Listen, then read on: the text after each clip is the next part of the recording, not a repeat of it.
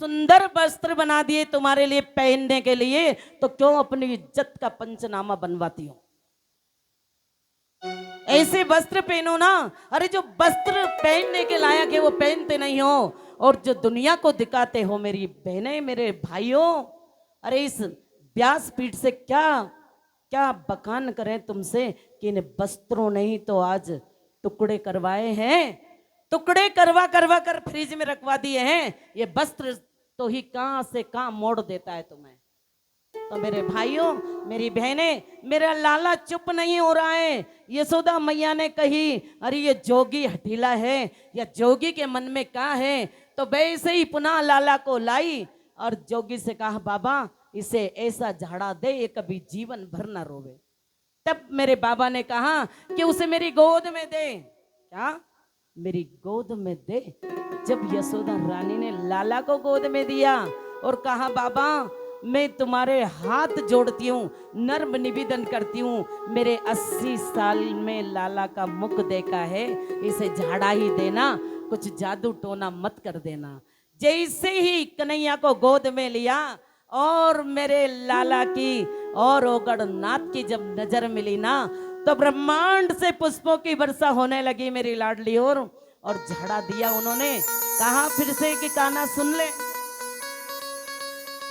भूतनी जाए डंकनी जाए संकनी चली जाए और दुनिया की अला बला टल जाए, और धीरे से कान में कह दिया मेरे भोले बाबा ने कि कन्हैया कहीं अब तू रोया ना तो तुझे तेरे इन कलयुग के भक्तों की सौगंध है। हा? तो ऐसी हंसी आई मेरे लाला है कि जन्म जन्म तक हंसता रहा मेरा कन्हैया, कभी भी ऐसा नहीं रहा कि बिना मुस्कुराए। इतनी मुस्कुराहट कितनी अच्छी लगती है उनकी कि उन्हें देखो तो सही। हमने कल एक स्टार्टर लगाया था, जो देखा दर्शन किया आपने, कितनी मुस्कुराहट थी मेरे लाला के चेहरे पे, तो वो ऐसा है। तब नंदरानी जी ने गोद में लिया और बाबा ने कहा नंदरानी जी अब मेरे लाला को ले जा, जीवन भर नहीं रोएगा, लेकिन एक बात सुन ले, मेरा मंदिर नंद भवन में ही बनेगा। तो नंद राय जी के महल में मेरे बाबा का भोलेनाथ का मंदिर बना, और ऐसी जगह मंदिर बना उन्होंने कह दिया था कि लाला को स्नान कराओ, वो जल मेरे मस्तक पर आए। ऐसे उसी दिन से मेरे भोलेनाथ का एक नाम नंदेश्वर महादेव भी रखा गया है। बोले नंदेश्वर महादेव की जय।